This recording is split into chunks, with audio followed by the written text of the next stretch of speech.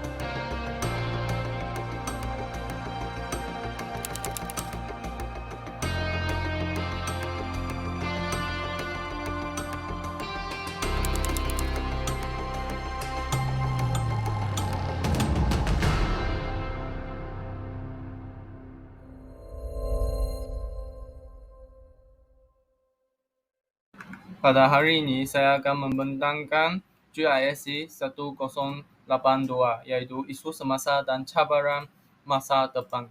Nama saya Tan Jole dari kelas Mat 3. Kandungan dalam pembentangan ini termasuklah implikasi konflik terhadap Malaysia dan implikasi ekonomi terhadap pendapatan negara dan pendidikan. Terdapat beberapa implikasi konflik terhadap Malaysia, iaitu rundingan semula dengan Singapura, isu Pulau Batu Putih. Dominasi China di Asia memberikan kesan terhadap Malaysia. Tuntutan warisan Sultan Sulu terhadap Bancakan Sabah. Menempatkan tentera laut di Raja Malaysia dalam John Escort. Penghijrahan rakyat Filipina dan Indonesia di Sabah dan Sarawak. Dan Malaysia berjaya mengekalkan kedaulatan di wilayahnya. Implikasi ekonomi terhadap pendapatan negara dan pendidikan. Dalam pendapatan negara, tindakan Malaysia dalam menangani kegawatan termasuklah polisi kewangan, polisi fiskal, pensyaratan semula sektor kewangan, peranan Special Purpose Facility, penggabungan BEM, jawatan penyusunan semula hutang korporat, yaitu CDRC. Implikasi terhadap Malaysia.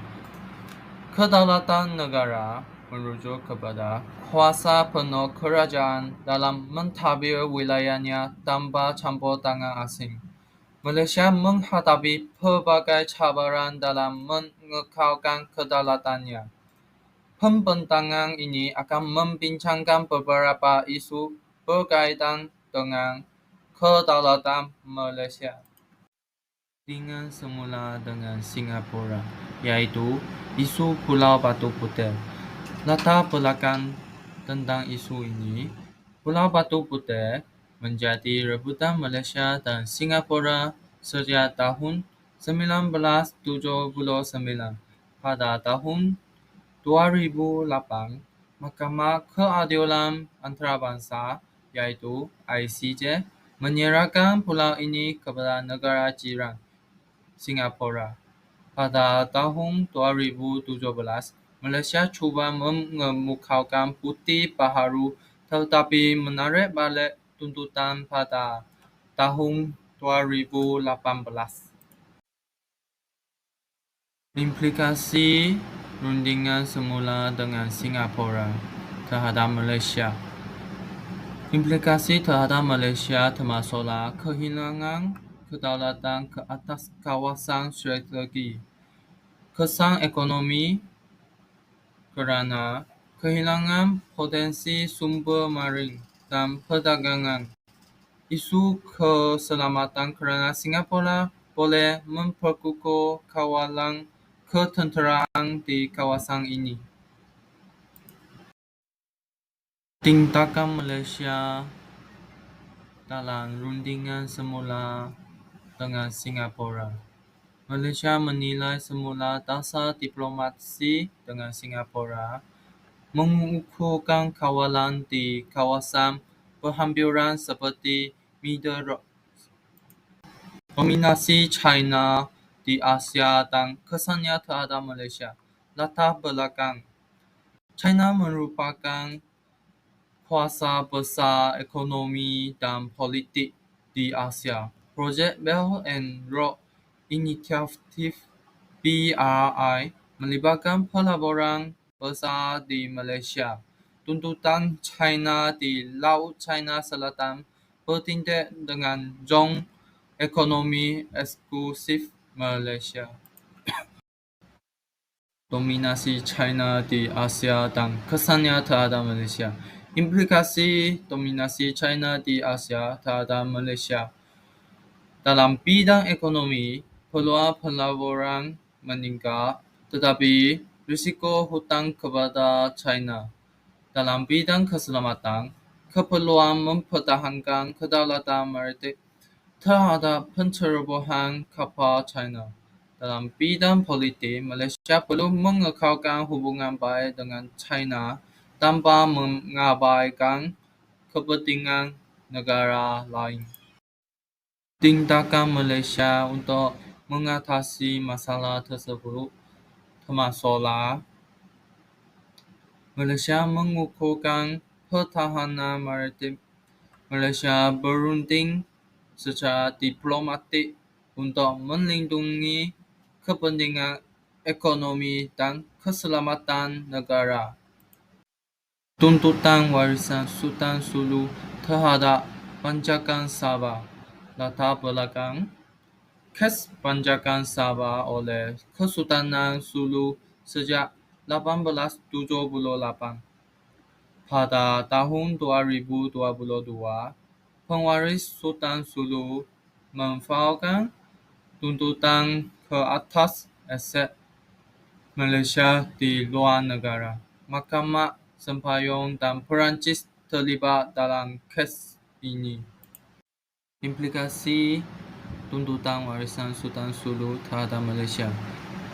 Malaysia menghadapi ancaman keselamatan, kemungkinan pencerobohan seperti insiden Lahad Datu pada tahun 2013. Malaysia juga menghadapi cabaran diplomatik dan perundangan. Malaysia terpaksa menghadapi tuntutan di Mahkamah Antarabangsa. Malaysia juga menghadapi masalah ekonomi. Potensi kehilangan aset Malaysia di luar negara meningkat.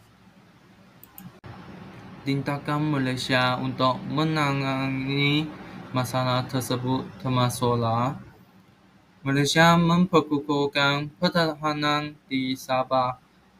Malaysia juga menggunakan pendekatan perundangan antarabangsa untuk menolak tuntutan warisan Sultan Sulu terhadap Panjakan Sabah. Penempatan Tentera Laut Diraja Malaysia (TLDM) dalam Zon Ekskul. Latar belakang kawasan ekskul dibentuk untuk menangani ancaman lanu dan pencerobok keselamatan di perairan Sabah dan Laut Sulu menjadi keutamaan. Implikasi Tentera Laut Diraja Malaysia (TLDM) terhadap Malaysia. Tentera Laut Diraja Malaysia menjamin keselamatan Malaysia. Hal ini dikatakan demikian kerana Tentera Laut Diraja Malaysia mencegah penculikan dan penyeludupan. Tentera Laut Diraja Malaysia juga menjamin ekonomi negara. Hal ini dikatakan demikian kerana menjamin keselamatan sektor pelacongan dan perikanan.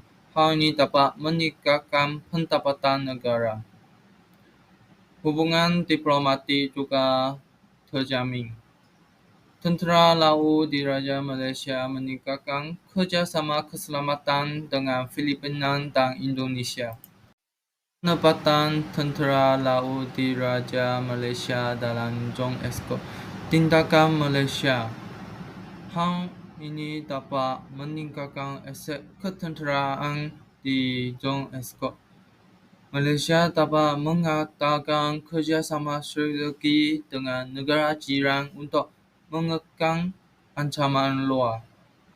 Sebagai contoh, negara kita dapat bekerja sama dengan negara lain dalam bidang ketenteraan untuk menjaga keamanan negara. Penghirahan rakyat Filipina dan Indonesia ke Sabah dan Sarawak. Latar belakang tentang isu tersebut. Sabah dan Sarawak menarik ramai pekerja asing dari Filipina dan Indonesia. Hal ini juga menyebabkan isu pendatang tanpa izin (PTI) menjadi cabaran besar kepada kerajaan Malaysia. Implikasi penghirahan rakyat Filipina dan Indonesia ke Sabah dan Sarawak terhadap Malaysia. Dalam bidang ekonomi, Malaysia menyediakan tenaga buruh murah, tetapi juga meningkatkan persaingan dengan pekerja tempatan. Hal ini akan menyebabkan pekerja tempatan menghilangkan pendapatan mereka. Dalam bidang keselamatan, ancaman jenayah rentas sempadan dan kemungkinan militan menyusul masuk. Dalam bidang sosial, isu kewarganegaraan bagi generasi kedua pendatang. Tindakan Malaysia untuk menangani masalah tersebut. Malaysia memperketat kawalan imigrasi. Malaysia melaksanakan dasar pekerja asing yang lebih sistematik. Langkah-langkah Malaysia dalam mempertahankan kedaulatan. Malaysia mengukuhkan pertahanan dan keselamatan negara. Malaysia mengadakan rundingan diplomatik dan undang-undang antarabangsa. Malaysia juga bekerja sama serantau dan antarabangsa dalam menangani ancaman. Kejayaan Malaysia dalam mengekalkan kestabilan wilayahnya. Kesimpulannya, isu sempadan dan ekonomi mempunyai implikasi besar terhadap kedaulatan dan kestabilan negara. Diplomasi dan tindakan perundangan perlu digunakan secara strategi. Pertahanan negara perlu diperkuatkan untuk menangani ancaman luar. Polisi ekonomi dan imigrasi perlu dikaji semua bagi memastikan kesejahteraan rakyat Malaysia. Implikasi ekonomi terhadap pendapatan negara dan pendidikan. Pendapatan negara amat penting bagi kestabilan ekonomi. Malaysia telah melaksanakan pelbagai tindakan untuk menangani kegawatan ekonomi. Selain itu, pendidikan memainkan peranan penting dalam pembangunan negara. Polisi Kewangan. Bank Negara Malaysia (BNM) mengawal dasar monetari. Bank Negara Malaysia telah mengurangkan dasar faedah untuk merangsang pertumbuhan ekonomi. Pada tahun 1998, Bank Negara Malaysia telah mengurangkan kadar faedah dari 11% kepada 10.5% dan 8.8%. Akhirnya hanya 5.5%. Intervensi mata wang bagi menstabilkan ringgit Malaysia. Polisi fiskal. Kerajaan meningkatkan pembelanjaan untuk merangsang ekonomi. Pakej stimulus fiskal berjumlah ringgit Malaysia 7 bilion telah diimplementasikan. Tujuan perbelanjaan termasuklah membiayakan projek tertentu, memfasilitkan penggantian impor serta pertambahan ekspor untuk menjana permintaan domestik dan projek-projek sosial. Pakej rangsangan ekonomi untuk membantu industri dan rakyat. Pengurangan cukai dan insentif kepada pelabur. Pensyaratan semula sektor kewangan. Pensyaratan semula sektor kewangan dibahagikan kepada dua fasa, iaitu fasa aktiviti penstabilan dan kemudiannya proses reformasi.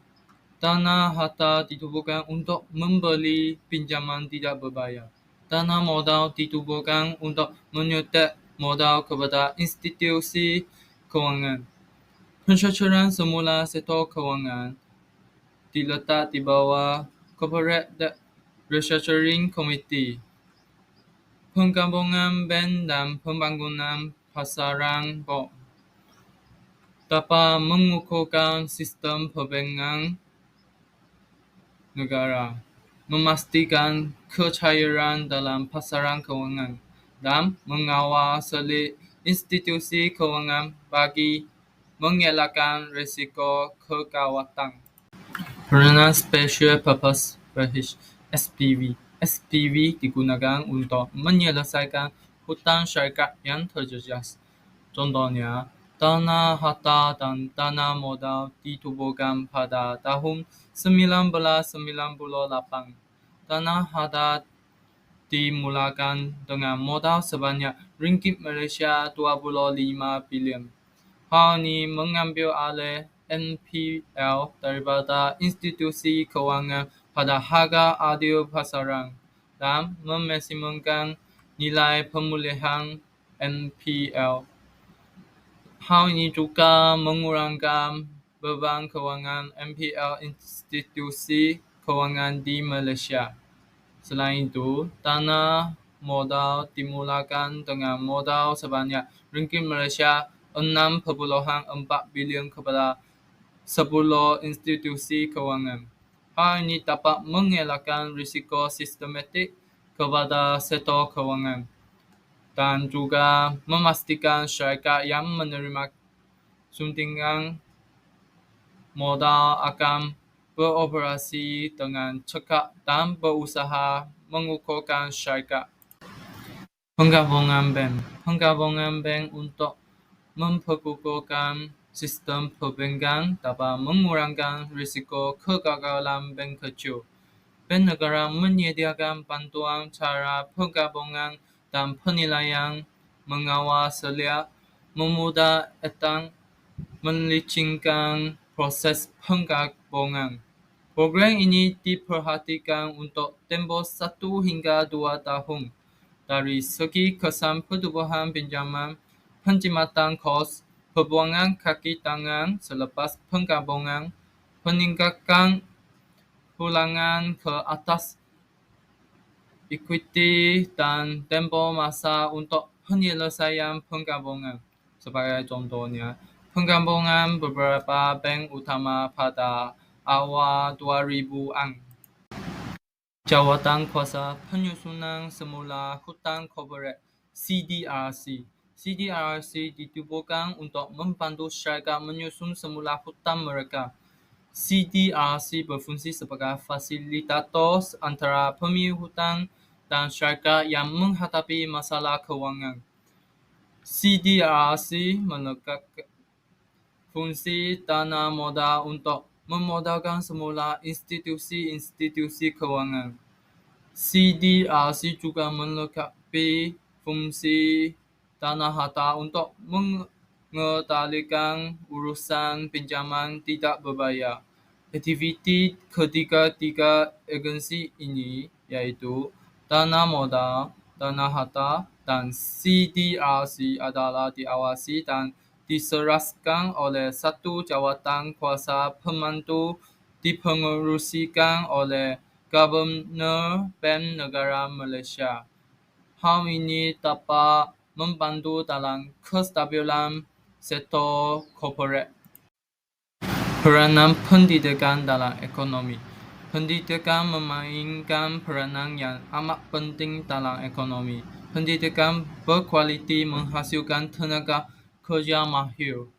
Pendidikan dapat meningkatkan daya saing negara dalam ekonomi global. Kerajaan telah melaksanakan Pelan Pembangunan Pendidikan Malaysia iaitu PPPM 2013 hingga 2025 yang berteraskan 5 aspirasi utama iaitu aset, kualiti, equity, perpaduan, dan kecekapan dalam pendidikan. PPPM mewujudkan visi dan aspirasi yang jelas untuk setiap murid dan sistem pendidikan secara keseluruhan bagi tempoh 13 tahun akan datang. Pendidikan menyediakan kemahiran digital dan STEM untuk pembangunan masa depan negara kita. Itu sahaja pembentangan saya pada hari ini. Sekian, terima kasih.